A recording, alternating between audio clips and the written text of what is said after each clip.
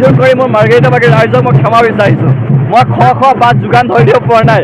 আই মাতৃসকলে কৈছে আমিও যাম বুলি কৈছোঁ, কিন্তু ৰাইজে যি টকা পইচাবোৰ মোক বান্ধি দিছে, সেই টকা পইচাবোৰ মই ইয়াত তিনিচুকীয়াৰে মাৰ্ঘেৰিটাত আনি মেলি মই পইচা খৰচ কৰিব নোৱাৰিছোঁ।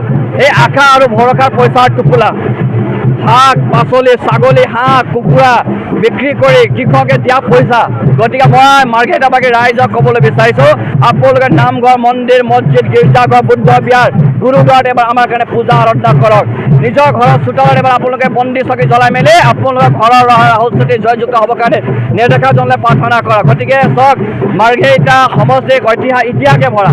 তাত ষ্টিল ৱেল পথ আছে, য'ত সুভাষ চন্দ্ৰ বসুৰ ইতিহাস আছে, য'ত চাৰুলদিন চুকাফাৰ ইতিহাস আছে, স্বৰ্গদেউ চাৰুলদিন চুকাফাৰ ইতিহাসবোৰ আছে, য'ত পাটকাই পৰ্বতৰ ইতিহাস আছে, তিৰাপ নৈ আছে, দিহিং নৈ আছে, সেউজীয়া বনাঞ্চল আছে, সেউজীয়া চাহপাত আছে।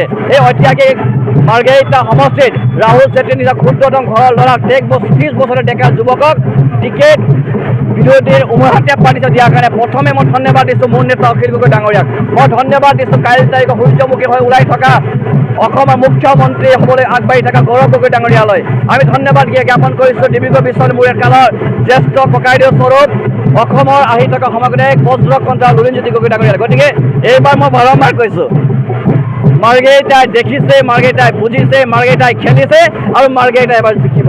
যদিহে আপুনি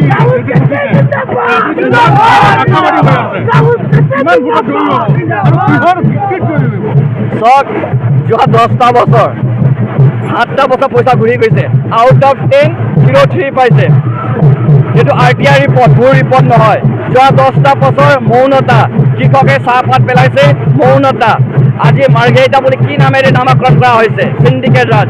মাৰ্ঘেৰিটা শিক্ষিত সমাজৰ মাৰ্ঘেৰিটা হয়, সংস্কৃতিৰে ভৰা মাৰ্ঘেৰিটা হয়, স্বাস্থ্য কেন্দ্ৰলৈ জৰ্জৰিত হৈ থকা এখন মাৰ্ঘেৰিটা হয়। আজি আমাৰ আপোন মাৰ্ঘেৰিটা মাটি পট্টাৰ কাৰণে মানুহ কান্দিবলগীয়া হৈছে, খোৱা পানী কিনিবলগীয়া হৈ গৈছে।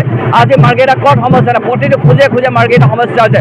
আমাৰ মৰমৰ মাৰ্ঘেৰিটা, যি জ্যেষ্ঠসকল দেখা সপোনৰ মাৰ্ঘেৰিটা, উঠীয়া প্ৰজন্মই দেখা মাৰ্ঘেৰিটাক আজি ICU লৈ পঠাই দিছে, চাৰিওফালে সমস্যা ভৰি দিছে। এই মাৰ্ঘেৰিটাক এইবাৰ জ্যেষ্ঠ হওক ডেকা হওক গাভৰুসকলে এইবাৰ ডক্তৰ হৈ ওলাই মেলি মাৰ্ঘেৰিটা সুস্থ কৰিব আৰু এই সুস্থ বাতাবৰণ চাই থাকক। মই আগতে 8,000 বুলি কৈছিলোঁ, এতিয়া কৈছোঁ 12,000 পৰা 15,000 ব্যৱধানত কংগ্ৰেছ ৰাজ্য দল জাতীয় পৰিষদ আৰু প্ৰাৰ্থী ৰাহুল চেত্ৰী জয় হৈ আহিব। এইবাৰ মাৰ্ঘেৰিটা বাকী ৰাইজে ৰজা নহয় বেটা পাব।